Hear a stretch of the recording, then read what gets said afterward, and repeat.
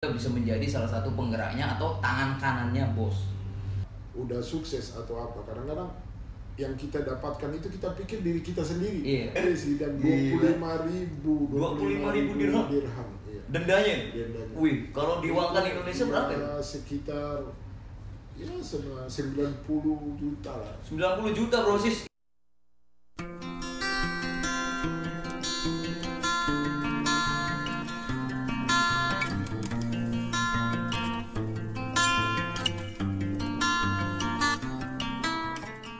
Brosis, brother and sister, posisi saya itu sekarang ini lagi main di rumahnya penggerak salah satu toko Indonesia, South Asia Food Staff, yang lokasinya itu di Abu Dhabi.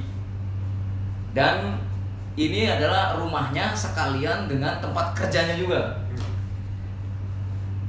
Dan seperti apa sih penggerak salah satu penggerak toko Indonesia yang di Abu Dhabi ini?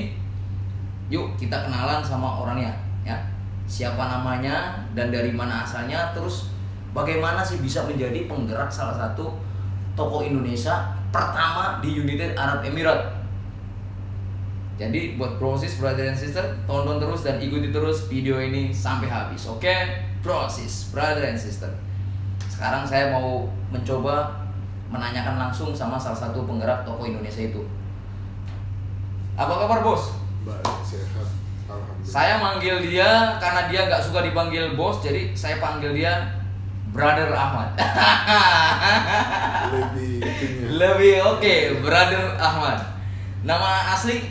Ahmad Al-Katiri. Ahmad Al-Katiri nama aslinya. Asli dari Manado. Manado, Sulawesi. Manado, Sulawesi. Tapi ada turunan Arab ya bos? Iya, masih ada turunan Yaman. Yaman, masih ada turunan Yaman Hadrami. Iya, benar. Jadi Brother Ahmad ini salah satu penggerak toko Indonesia pertama di United Arab Emirates, dan dia juga sebagai tangan kanannya bos juga ya. Iya, mungkin bisa dikatakan seperti itu. Bisa dikatakan seperti itu. Karena yang untuk sebenarnya untuk proses bisnis itu kita jalankan dari South Asia Food Staff itu kita sama bos sendiri yang jalankan. Dan itu ya bos percaya sama saya untuk jalankan South Asia itu. Dan ternyata alhamdulillah bisa dikatakan sukses lah. Alhamdulillah tuh sudah berjalan sukses.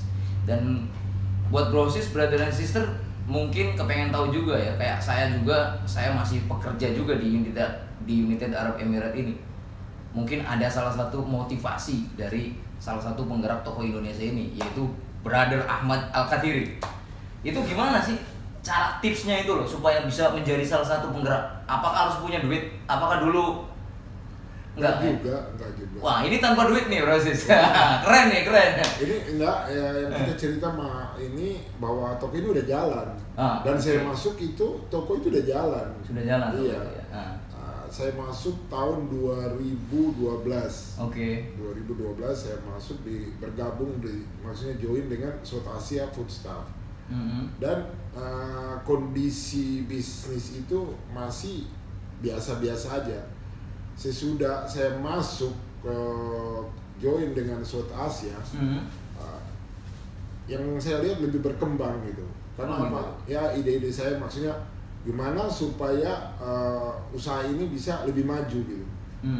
Ternyata dari mulai kita start dari kecil, yang saya masuk ke toko kecil itu dan sampai jadi besar, dan itu usaha kita terus lanjut gitu, maju gitu, benar ya. Nah, tapi yang di sini yang kita belum ini masalah yang kita harus mencoba untuk mendapatkan barang dari Indo, itu belum ada kesempatan karena kita masih ada supplier dari di sini di United Arab Emirates ya, dari Dubai lah gitu. Dan kita belum ini, dan sekarang memang belum ada maksudnya belum kita terpikirkan karena memang supplier yang dari sini juga kita jalan dengan baik, bagus bisnisnya. nggak perlu. Dan itu kan kalau istilahnya supplier bukan kita cerita yang segampang gitu ya. Maksudnya ada urusan food control kan itu ada hubungan dengan makanan. Jadi itu saya rasa kalau menjadi satu supplier itu yang kita harus dari atau distributor nggak gampang. Karena apa? Prosesnya sangat panjang gitu. Urusan food control, urusan ya dokumen-dokumen yang terus kita harus gimana packingnya segala macam barang itu agak sedikit ini repot ya. Jadi kita lebih mudah untuk sementara ini kan pakai supplier aja istilahnya.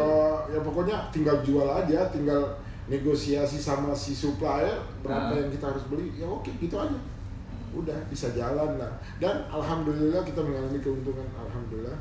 Dan sampai sekarang kita dari mulai kecil toko sampai jadi besar. Itu dengan proses ya saya sama bos saya sendiri gitu untuk jalankan itu. Dan alhamdulillah deh sampai sekarang, sampai tahun sekarang ini masih alhamdulillah kita masih jalan bisnis kita dengan baik gitu. Walaupun di masa pandemi ini ya Mas ya. Iya. Jadi tipsnya itu, motivasinya itu biar menjadi salah satu penggerak itu berarti harus punya ide-ide kreatif. Iya. Iya kan? Punya ide-ide kreatif, semangat. Iya. Terus gimana caranya kita membuka jalan usaha ini menjadi berkembang maju. Iya benar.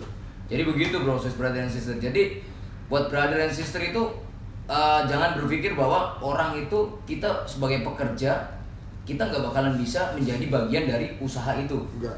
Gitu loh. Karena apa? Karena semakin kita punya ide kreatif, semakin kita bisa dipercaya sama bos. Di situ kita bakalan jadi salah satu penggeraknya. Iya. Seperti Brother Ahmad Al-Katiri ini, gitu Rosis ya.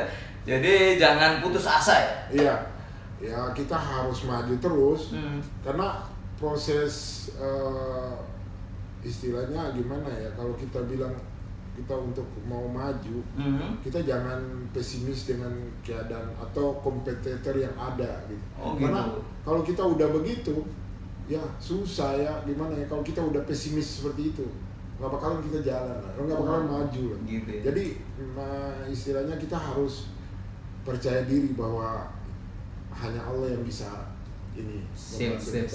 Ya. Jadi kembali lagi kepada Allah, kembali lagi kepada Tuhan kita, Rosis ya. Jadi walaupun gimana juga tetap doa dan itu harus ada gitu kan. Doa dan bekerja. Benar-benar. Dan jangan pesimis karena kalau masalah bisnis, kompetitor pasti ada. Dan kalau kita rasa oh ini susah, enggak. Coba terus. Dan Allah enggak bakalan tutup mata untuk kita punya usaha itu. Benar, bagus banget. Ya kalau kita ada semangat, insya Allah mudah-mudahan akan terbuka jalan untuk ke depan. Gitu ya.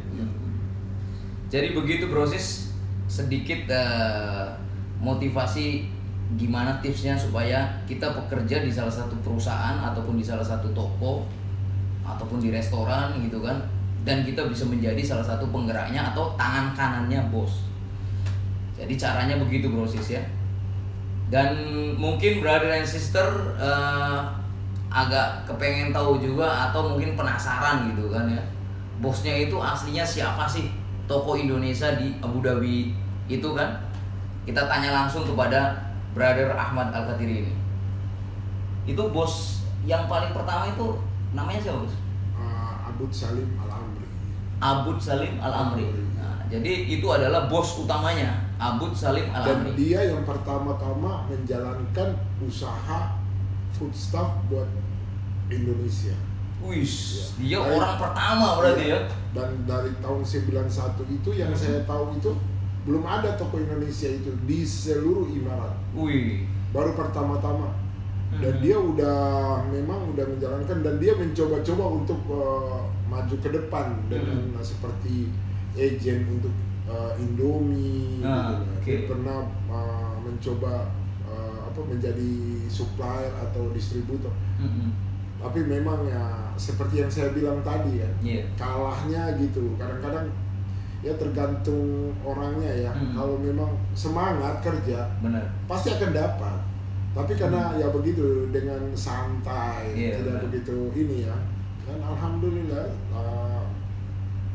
jalan bagus sih. Cuma ya untuk istilahnya yang saya bilang tadi, maksudnya kayak seperti apa supplier apa ya mungkin Allah belum ini kita ya buat belum membuka ya iya, dalam arti. gitu.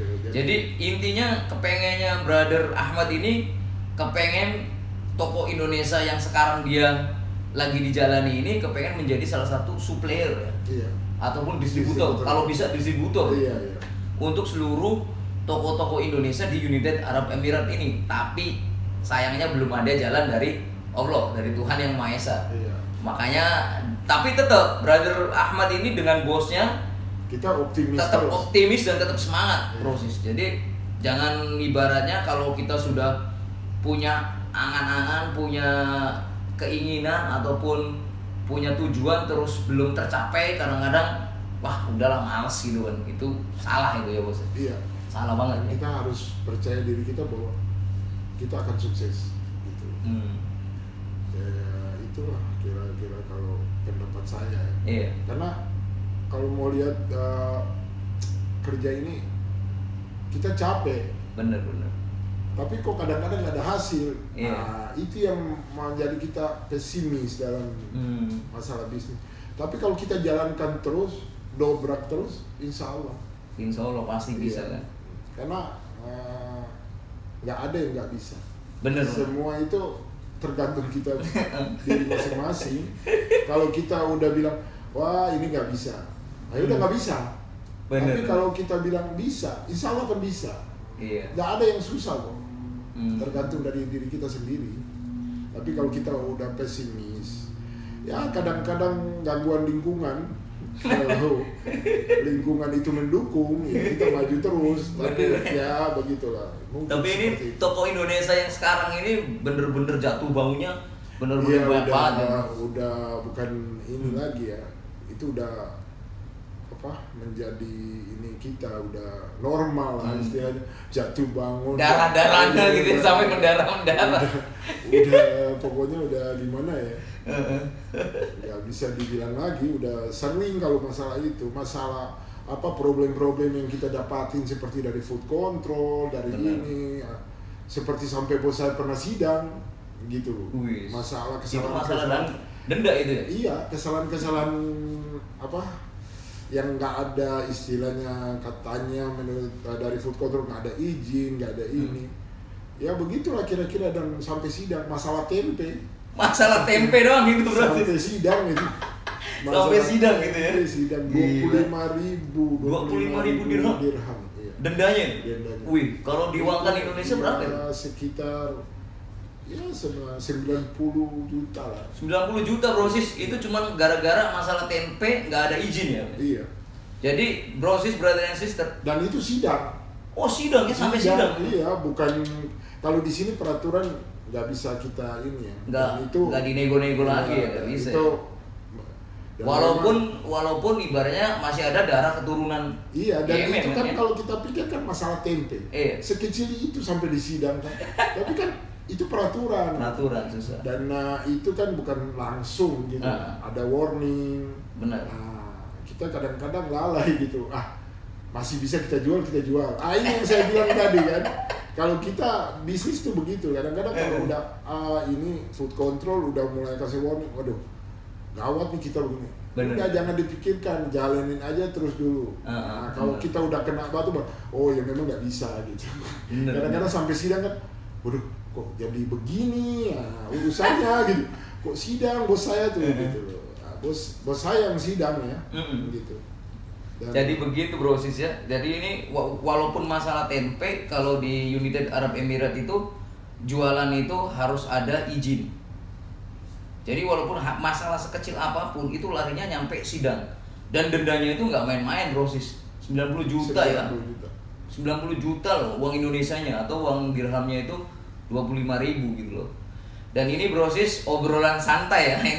Kita ini aslinya itu tidak ada niat untuk nge-vlog gitu kan. Cuman saya kangen banget sama Brother Ahmad ini, sudah lama banget ini. Berteman lama banget, dan juga ibaratnya udah kayak saudara, friendly gitu kan. Walaupun jauh, saya di Dubai, dia di Abu Dhabi, tapi masih sering silaturahmi gitu kan. Karena apa? Karena jaga silaturahmi itu penting banget gitu brosis. Karena Nabi kita juga selalu mengajarkan jangan putuskan silaturahmi. Itu. Jadi walaupun sejelek apapun teman kita, walaupun seburuk apapun dia, ya itu tuh dia teman kita gitu loh. Dan itu silaturahmi penting. Dan itu silaturahmi penting banget. Karena apa? Hubungan. Hubungan. Karena kita kalau bisnis kan butuh hubungan. Aslinya, gitu. butuh relasi gitu. Iya. Jadi kalau kita silaturahmi tanpa kita sadar, itu mungkin kita mendapat jalan gitu. Bener. Kita ketemu satu orang yang mungkin kadang-kadang kita, aduh mau malas mau ke situ juga, mau ketemu orangnya. Iya. Tapi silaturahmi aja. Tahu-tahu ada informasi, ada Iya, jalan bener. keluar untuk bisnis. Bener. Itu jadi silaturahmi itu sangat penting sekali untuk masalah kita punya bisnis.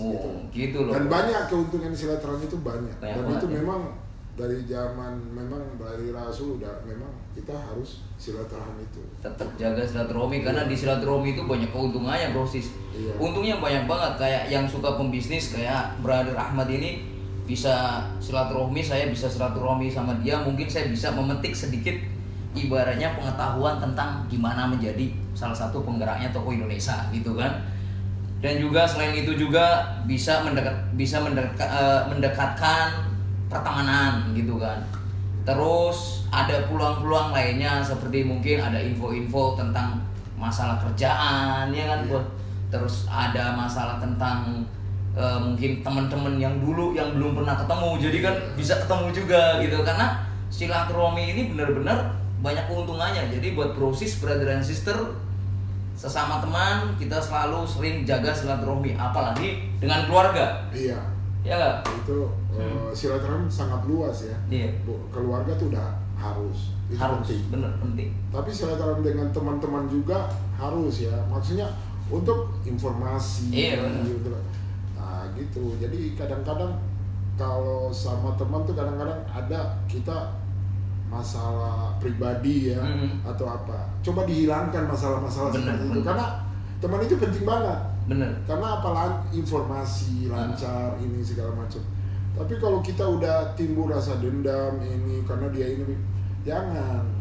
Kalau kita mau menjalankan bisnis atau kerjaan sesuatu, jangan. Pokoknya kita harus bersahabat. Bener. Jadi intinya itu. Jadi intinya tetap jaga silaturahmi. Penting banget. Penting banget ya. Dan ini Bro Sis, brother and sister, Brother Ahmad ini baru datang dari Indonesia. Dia baru saja menjalani masa vacation ya, cuti. Iya. Itu berapa minggu? 10 hari cuma. 10 hari. Di mana? Di Jakarta atau di mana? Di Jakarta, terus ke Sulawesi juga. Gitu. Tapi memang 10 hari. Tapi keluarga besar aslinya banyakan di Indonesia apa di Emirat? Kalau kita bicara masalah keluarga, yang separuh di Indonesia, separuh di sini. Karena bapak dan ibu saya udah di sini. Dan udah di Emirat ya? Iya, meninggalnya juga di sini di Emirat. Di Emirat juga. Iya. Tapi karena, paspornya? Kakak saya yang besar ya paspor Emirat. Paspor Emirat. Iya, kakak yang besar. Gitu. Kalau ente sendiri gimana? Enggak, Masih Indonesia ya? Masih. Tapi masih senang kok. Tapi walaupun keluarga sebagian kakak sudah menjadi paspor Emirat, tapi tetap NKRI. Iya. Woi. Saya udah di merah putih. Udah 35 tahun. 35 tahun? Iya. Wih gila. Ternyata Brother Ahmad ini sudah 50 tahun loh. Apa 35 tahun di sini. Iya. Gila. Dan lama kali ya. Dan memang gimana ya? Tapi tetap Indonesia masih tetap. Dan itu gimana caranya itu bisa ente bisa ibaratnya bisa betah gitu loh sampai 35 tahun iya, di negara orang tua gitu. saya di sini. Orang tua saya di sini. Jadi gimana ya? Tapi sekolah di sini juga? Enggak, saya datang dari sana udah selesai sekolah. Saya SMA-nya di Bandung. SMA di Bandung? Iya, pernah kuliah juga di Bandung. Kuliah tapi nggak selesai. Karena saya hobi memang dari masa muda saya suka dagang. Gitu. Oh, jadi jiwa bisnisnya. Iya, gitu. Jadi sekolah ini cuma saya pikir penting kita ada pengetahuan, itu udah cukup. Terlalu istilahnya sampai selesai gitu. Tapi hobi saya di situ sih, suka bisnis. Yang aslinya kan harusnya memang orang itu bisa sukses itu karena hobi dan karena kecintaannya. Ya, benar. Itu. Jadi kalau kita suka dengan kerjaan itu, kita hobi dengan kerjaan itu, insya Allah sukses. Iya, itu yang saya bilang itu hobi dan memang suka. Karena apa?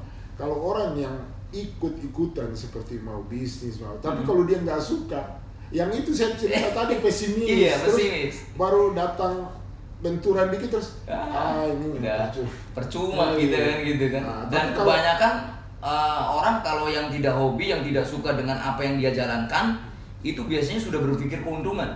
Iya. Udah berpikir saya mau ngejalanin usaha ini, ini keuntungannya harus segini. Dan andaikan tidak tercapai targetnya, langsung jatuh. langsung malas nih. Langsung tinggalin gitu kan. Iya. Dan itu rintangan pasti kita dapat. Rintangan pasti dapat Karena enggak semudah itu yang kita pikirkan. Benar. Karena seperti yang saya bilang tadi, food control atau benturan-benturan lain seperti ya pokoknya segala macam ya dalam masalah kerjaan saya ini, seperti bagian makanan karena seperti expired date. Pokoknya itu kita harus gimana ya, dari pengalaman itu menjadi pelajaran buat saya. Jadi apa kekurangan gue itu kita harus betulin gitu. Benar. Dan memang rasa gimana ya, capek masalah harus dibetulin barang-barang kecil seperti itu. Aduh, jadi malas. Tapi kita coba terus. Ternyata alhamdulillah gitu. Dan insya Allah mudah-mudahan untuk kesempatan berikutnya kita mau mencoba lebih ke depan lagi gitu. Insya Allah. Ya, kita lihat cita-cita menjadi distributor ini kalau bisa sampai goal ya. Iya, insya Allah. Insya Allah. Itu yang saya bilang tadi, tergantung optimis kita. Kalau memang kita merasa kita bisa, kenapa enggak gitu. Benar. Gitu. Jadi coba jalan ya, kanan, kiri, belakang, depan ya. Kalau istilahnya Allah memberikan satu mujizat atau kita mendapat satu ini dari Allah, ya pasti sukses. Benar. Yang penting itu nasihat saya tuh, karena dalam masalah bisnis atau masalah ini harus memang serius gitu. Serius pastinya. Jangan seperti ya kita ini kadang-kadang gimana ya, duit ini mau dibilang apa, setan ya. Karena kita udah mengalami keuntungan, kita berpikir ada duit gitu. Ada duit. Ini kadang-kadang duit itu terus menjadi sesuatu yang bumerang buat kita gitu. Jadi kita sana, kita sini, kemana kita pergi sama teman-teman. Ini kan bener. Coba diperhatiin banget masalah-masalah begitu. Itu sensitif banget tuh. Kadang-kadang seperti seperti ya kita pacaran, itu ini ke main istilahnya mau bersenang-senang seperti ke disco atau kemana, itu bumerang buat kita. Karena tanpa kita sadar, benar, uang itu mengalir. Iya. Tanpa kita sadar, di waktu kita mau sesuatu yang kita butuhkan, ya Allah, ini payah udah nggak ada lagi duit itu. Itu tanpa kita sadar. Karena benar. yang kita dapat di depan kayak, wah ini hidup dengan mewah. Dan jangan dipandang begitu. Orang bisnis itu untuk istilahnya untuk tahap perdana. Benar. Atau merintis itu tidak segampang yang kita yang kita pikirkan. Kadang-kadang merintis itu ada orang bilang, saya punya duit, saya mau buka seperti itu. Enggak, belum tentu. Belum tentu ya. Coba dibuka. Karena itu butuh waktu. Untuk merintis itu enggak harus semuanya dengan uang. Iya gitu. Itu yang saya bilang tadi, tergantung kita suka, kita hobi gitu. Gitu. Tapi kalau kita hanya ikut-ikutan orang dengan bisnis, lihat, dia maju, duit banyak. Coba dia merintis, gitu kan. Merintis dia gimana dulu? Bener. Tanya, dia dari mana asalnya? Bukan dia langsung begitu dia kelihatan maju, enggak bisa. Coba tanya seluruh orang yang sukses, tanya. Enggak segampang yang itu. Dia mulai dari mana? Coba tanya sama itu. Jadi enggak semudah apa yang orang pikirkan atau orang lihat. Iya. Jadi ibaratnya kayak misalkan Brother Ahmad Al-Qadiri ini sudah menjadi salah satu penggeraknya toko Indonesia yang di Abu Dhabi, toko Indonesia pertama lagi di United Arab Emirates ini. Orang pasti berpikir condongnya apa sih? Iya kan? Wah, saya juga bisa, saya juga punya banyak duit, mungkin saya bisa nyaingin dia, bisa buka toko Indonesia di sampingnya ataupun di depannya ataupun di daerah Abu Dhabi lainnya. Tapi pikiran seperti itu tuh salah banget. Karena apa? Karena mereka itu belum tahu tentang gimana caranya awalnya, ya kan. Walaupun mereka punya uang, tapi tidak bisa apa yang lu pikirkan semuanya dengan uang, ya kan. Dan itu contoh saya yang dari yang saya bilang tadi, dari tahun 91 dan pertama-tama. Tapi sampai sekarang kita juga belum menjadi supplier atau distributor. Kalau mau lihat kan, wih, dari pertama toko Indonesia kita itu jalankan. Tapi kok, ini kan tergantung, ini nasib orang juga masalah dagang ini atau bisnis ini. Jadi kadang-kadang orang yang baru, tapi ya mau dibilang baru nggak ya seperti 5 atau 7 tahun atau 10 tahun, sedangkan kita udah berapa tahun, dari tahun 19 tahun. Ada orang baru 10 tahun dia udah jadi supplier. Nah, itu kita nggak bisa ada timbul rasa iri atau usah, pengen saingan apa nggak boleh. Karena itu nasib dia, lagi nasib dia udah begitu gitu.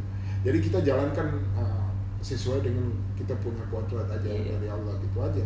Jadi ibaratnya kalau kita kepengen jadi seperti mereka itu sangat salah banget. Logikanya ibaratnya intinya jadilah dirimu sendiri. Jadi percaya pada diri sendiri gitu. Jadi kita harus confidence kita punya ini. Benar. Bahwa kita tuh bisa. Itu aja gitu. Dan apa yang usaha yang sekarang lagi dijalanin teruskan, dan juga gimana ya? Jangan lihat ke samping persaingan kita atau apa. Itu udah nasib orang, kita nggak bisa, wih kok dia baru kemarin, nggak usah udah. Dan itu normal banget. Normal. Orang kadang melihat usaha orang lain maju, wih saya juga bisa dong. Duit saya banyak, gaji saya gede, kan kadang gitu. Tapi itu nggak segampang. Aslinya itu salah. Dia pikir segampang itu, pikir gara-gara duit semua ini. Duit itu bukan pengalaman kita bisa. Contoh sekarang, kalau saya bilang, maksudnya ini sebagai ini, kalau saya bilang, kalau saya nggak punya usaha ini dan saya nggak tahu, misalnya saya punya duit, saya pakai orang ini jalankan bisnis ini, mungkin orang itu berbohong kepada saya. Nah, kan saya nggak tahu bisnis keadaan gimana. Tahu-tahu habis. Lah, kok bisa begini? Ya udah begini keadaan bos, begini. Nah, ini repot. Jadi kita untuk merintis itu kita harus turun sendiri. Dan kita kalau boleh nggak usah pakai orang, kita kerja sendiri. Bagaimana? Misalnya kita beli barang ini, beli itu, kita sendiri. Jadi biar kita tahu gitu, tahu kosnya berapa gitu kan. Jadi untuk masalah sekarang ini, untuk penipuan, untuk apa, itu udah sering terjadi. Jadi karena kita nggak ngerti. Jadi saya kalau melangkah, yang saya nggak ngerti mendingan jangan. Daripada kejeblos yang ini, masalah seperti yang kita udah jalankan udah oke. Terus ada orang mungkin datang, ada bisnis baru, ada ini. Saya nggak tahu itu, nggak mau saya, karena saya pelajari dulu. Nggak segampang itu. Kalau orang berpikir kan, kalau orang yang ini yang saya maksud tadi, orang yang punya duit, dia pikir, oh oke, apa punya, oke saya mau masak. Ini kadang-kadang konyol, yang dia nggak tahu ke depannya apa, pokoknya, oh gue punya duit, ada habis baru dia, ini itu yang repot. Jadi merintis itu dibutuh waktu dan harus orang yang punya kesabaran. Itu benar. Karena merintis itu kadang-kadang kita capek, tapi kadang-kadang capek itu nggak lihat hasil. Aduh kok udah capek gitu loh. Tapi kalau kita maju terus akan dapat, insya Allah, mudah-mudahan. Dan Allah bilang bergerak, nanti Anda di belakang. Pokoknya ente bergerak aja. Gitu ya? Itu aja, iya. Dan itu saya yakin. Bahwa itu akan, yang penting kita berdoa lah. Jangan lupakan dia gitu. Jadi kita kerja sambil berdoa itu ya bagus banget gitu kan. Jangan lupa juga, ini nasihat saya, kalau memang ini sedekah penting banget. Sedekah.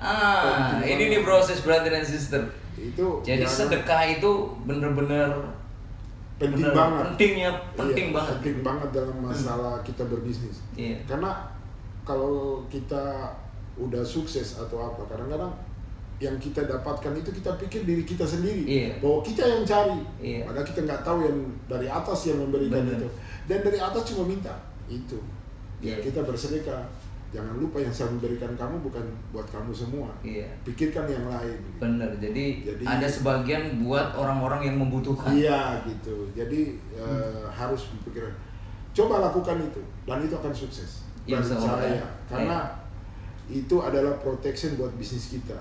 Jadi Bener. kadang-kadang rintangan yang kita dapat dengan kita sedekah tanpa kita sadar itu udah memproteksi kita punya bisnis. Kadang-kadang kan kita bisnis itu kan ada rintangan, ada problem, ada masalah.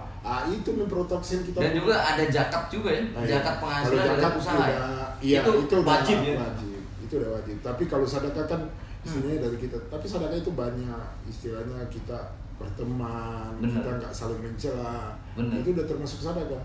Jadi bukan sedekah dengan duit, tapi kalau kita baik sama orang, Bener. ini gitu. Itu udah termasuk. Jadi itu penting banget ya. Terus silaturahim itu penting banget dalam masalah bisnis.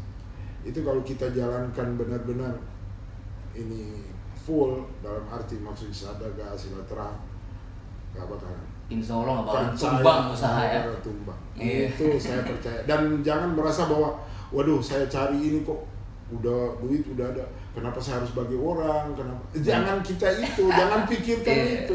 Dan itu kita tanpa sadar, tahu-tahu ada itu pengalaman saya sih. Kadang-kadang ya kita sama termasuk alhamdulillah bos saya juga mengerti masalah-masalah sepele seperti itu. Maksudnya bukan sepele ya.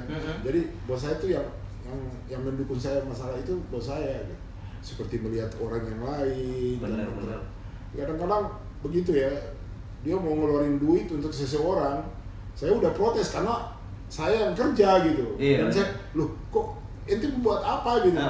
Dia bilang udah nanti Allah yang balas besok.